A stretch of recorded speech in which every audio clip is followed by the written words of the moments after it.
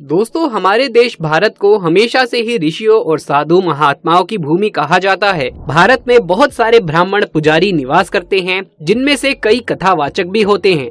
भारत में कई ऐसे कथावाचक हैं जिन्होंने अपनी कथाओं और प्रवचनों के जरिए न केवल भारत में बल्कि पूरी दुनिया में ही हिंदुत्व का डंका बजा रखा है। लेकिन दोस्तों, आपके मन में कभी न कभी ये सवाल जरूर आया होगा कि आखिर ये सभी कथावाचक कितना कमाते होंगे। हम बात करेंगे सभी कथावाचकों की। धीरेन्द्र कृष्ण शास्त्री जी, मशहूर कथावाचक जया किशोरी जी और साथ ही में अनिरुद्धाचार्य जी, इसके साथ साथ और भी जितने भी कथावाचक हैं, सबकी कितनी कमाई है ये हम आज इस वीडियो में अच्छे से जानेंगे। इसीलिए दोस्तों, आज हम आपके लिए ये वीडियो लेकर आए हैं। इस वीडियो के माध्यम से आप जानेंगे कि आखिर ये कथावाचक महीने की कितने रुपए कमाते हैं। अगर आप भी जानना चाहते हैं इन कथावाचकों की कमाई के बारे में, तो बने रहिए हमारे साथ वीडियो के अंत तक। राजन जी महाराज। दोस्तों, राजन जी महाराज अपनी राम कथा और राम भजनों के लिए सबसे ज्यादा प्रचलित रहते हैं। दोस्तों, आपको बता दें, पूज्य राजन जी महाराज की कथा को आज के युवा काफी ज्यादा पसंद करते हैं। राजन जी का कहना है कि युवकों को रामायण एक बार तो जरूर देखनी चाहिए और उसे अपने जीवन में लाना चाहिए। दोस्तों, आपको जानकर हैरानी होगी कि राजन जी महाराज अपनी एक कथा और भजन के लिए लाखों रुपए लेते हैं। एक रिपोर्ट के मुताबिक ये महीने में लगभग 12 लाख रुपए तक कमाते हैं। स्वामी रामभद्राचार्य महाराज। दोस्तों, स्वामी रामभद्राचार्य जी का वास्तविक नाम गिरधर मिश्रा है। जब उनकी उम्र महज 2 साल की थी तभी वो दृष्टिहीन हो गए थे, क्योंकि उनकी आंखें ट्रैकोमा रोग से संक्रमित हो चुकी थी। आपको बता दें, इनका जन्म 14 जनवरी सन 1950 को उत्तर प्रदेश के जौनपुर जिले में हुआ था। दोस्तों, आपको बता दें, स्वामी जी कुल 22 भाषाएं बोल सकते हैं और इसके साथ साथ इन्होंने 100 से अधिक पुस्तकें भी लिखी हैं। स्वामी जी को 2015 में भारत के दूसरे सर्वोच्च सम्मान पद्म विभूषण से सम्मानित भी किया गया था। अब अगर बात करें इनकी कमाई की, तो सोशल मीडिया के अकॉर्डिंग ये हर महीने लगभग 5.5 लाख रुपए कमा लेते हैं। देवी चित्रलेखा जी। दोस्तों, देवी चित्रलेखा जी भारत के प्रसिद्ध कथावाचकों में से एक है और इनकी कथा सुनने का आनंद बेहद ही मीठा है। चित्रलेखा जी भगवत और राम कथा का पाठ करती हैं और लाखों लोग इनके प्रवचन को सुनना काफी पसंद करते हैं। इनकी आवाज में इतनी मधुरता है कि कभी कभी भक्त भगवान की भक्ति में लीन होकर रोने लग जाते हैं। 4 वर्ष की आयु से ही इन्होंने श्री गिरिधारी बाबा नाम के एक बंगाली संत के मार्गदर्शन में शिक्षा प्राप्त करना आरंभ कर दिया। इसके बाद महज 6 वर्ष की छोटी सी आयु में ही इन्होंने अपनी पहली भगवत कथा का पाठ वृंदावन के तपोवन में किया था। आज चित्रलेखा जी देश में ही नहीं बल्कि विदेश में भी कथा वाचन करती हैं। चित्रलेखा जी ने अपनी पहली कथा उत्तर प्रदेश के बरसाने में सुनाई थी।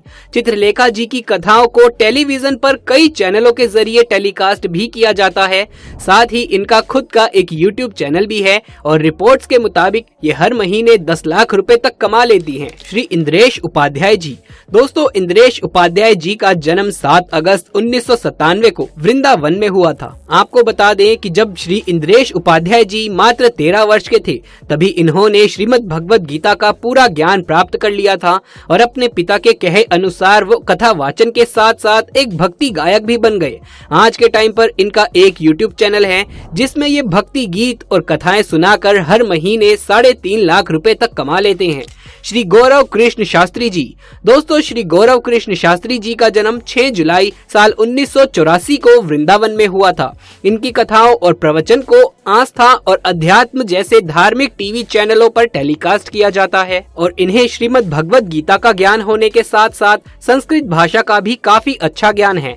आपको बता दें कि गौरव कृष्ण शास्त्री जी ने महज 18 वर्ष की उम्र में ही श्रीमद् भगवत गीता की पहली कथा की थी और पहली कथा के दौरान ही इन्होंने जनता का ध्यान अपनी ओर इतना आकर्षित किया था कि उनकी ये कथा लगभग 7 दिनों तक चलती रही थी। आपको बता दें कि इनका एक YouTube चैनल है और रिपोर्ट्स के मुताबिक ये अपने YouTube चैनल से हर महीने 3 लाख रुपए तक कमाते हैं। श्री देवकीनंदन ठाकुर जी। दोस्तों, श्री देवकीनंदन ठाकुर जी का जन्म 12 सितंबर साल 1978 को वृंदावन में हुआ था और ऐसा बताया जाता है कि महज 13 वर्ष की उम्र में ही इन्होंने श्रीमद् भगवत गीता का सारा ज्ञान प्राप्त कर लिया था। आपको बता दें कि कि श्री देवकीनंदन ठाकुर जी केवल भारत में ही नहीं बल्कि Hong Kong, Malaysia, Sweden, Denmark, Norway जैसे बड़े बड़े देशों में भी अपनी कथा का आयोजन कर चुके हैं। अब अगर हम बात करें इनकी कमाई की तो श्री देवकीनंदन ठाकुर जी एक कथा कराने का लगभग 7 से 8 लाख रुपए चार्ज करते हैं और इसके अलावा उनका एक यूट्यूब चैनल भी है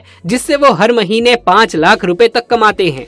श्री अनिरुद्धाचार्य जी, दोस्तों मशहूर कथावाचक श्री अनिरुद्ध आचार्य जी का जन्म 27 सितंबर 1979 को मध्य प्रदेश के जबलपुर जिले में हुआ था। आपको बता दें कि श्री अनिरुद्धाचार्य जी ने अपने करियर की शुरुआत एक कथावाचक के तौर पर ही की थी, लेकिन आज के समय में वो एक कथावाचक होने के साथ साथ एक मशहूर भक्ति गायक भी हैं, जिनके भक्ति भरे गानों को सुनने के लिए हमेशा ही लाखों लोगों की भीड़ इकट्ठा हो जाती है।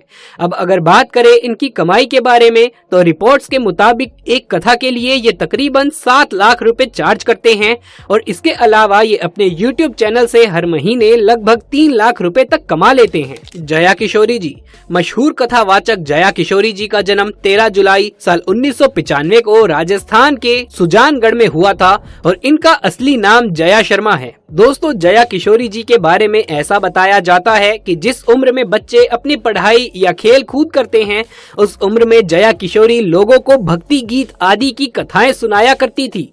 जया किशोरी एक कथावाचक के अलावा एक प्रसिद्ध भजन गायक भी है जो कि अपनी मीठी आवाज में सभी भक्तों को भजन गाकर सुनाती है। आपको बता दें कि जया किशोरी एक ब्राह्मण परिवार से ताल्लुकात रखती है और शायद यही वजह है कि जया किशोरी बचपन से ही भक्ति भाव में लीन रहती थी। अब अगर बात करें जया किशोरी जी की कुल कमाई के बारे में तो रिपोर्ट्स के मुताबिक जया किशोरी जी अपनी एक कथा कराने के लिए 9.5 लाख रुपए चार्ज करती हैं और अपनी इस कमाई का एक बड़ा हिस्सा वो नारायण सेवा संस्थान के जरूरतमंद लोगों के लिए दान कर देती है। प्रदीप मिश्रा जी, दोस्तों अगर बात की जाए सबसे प्रसिद्ध कथावाचकों की और उनमें पंडित प्रदीप मिश्रा जी का नाम ना हो ऐसा तो भला कैसे हो सकता है। दोस्तों आपको बता दें कि पंडित प्रदीप मिश्रा जी का जन्म साल 1980 में मध्य प्रदेश के सीहोर जिले में हुआ था और ये बचपन से ही मंदिरों में शिव महापुराण की कथा सुनाने के बेहद ही शौकीन थे और अपनी इसी काबिलियत के चलते आज ये इतने मशहूर कथावाचक बन चुके हैं जिनकी कथाओं को सुनने के लिए केवल भारत से ही नहीं बल्कि विदेश से भी लाखों लोगों की भीड़ इकट्ठा हो जाती है। मीडिया रिपोर्ट्स के मुताबिक पंडित प्रदीप मिश्रा जी अपनी एक कथा कराने के लिए 7 से 8 लाख रुपए का चार्ज लेते हैं और इसके अलावा इनका एक YouTube चैनल भी है जिससे वो तकरीबन 40 लाख रुपए तक हर महीने कमाते हैं। धीरेन्द्र कृष्ण शास्त्री जी, दोस्तों आज के टाइम पर शायद ही कोई ऐसा शख्स होगा जो कि बागेश्वर धाम के पीठाधीश्वर पंडित धीरेन्द्र कृष्ण शास्त्री जी के बारे में ना जानता हो। इनके भक्त इन्हें बागेश्वर बाबा कहकर भी बुलाते हैं। आपको बता दे पंडित धीरेन्द्र कृष्ण शास्त्री जी का जन्म 4 जुलाई 1996 को मध्य प्रदेश के छतरपुर जिले में हुआ था।